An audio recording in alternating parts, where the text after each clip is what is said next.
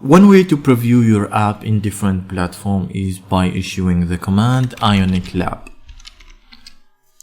And by issuing this command, you will be prompted to install the package ionic lab. You have to type Y, then enter.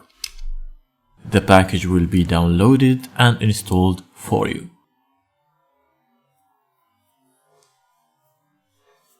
Here you can see it's loaded in different platforms for Android and for iOS. Here we can see the header is different.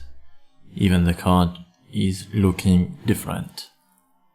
Here in the platform menu, you can see you can choose iOS, Android and Windows, and you can untick any of them.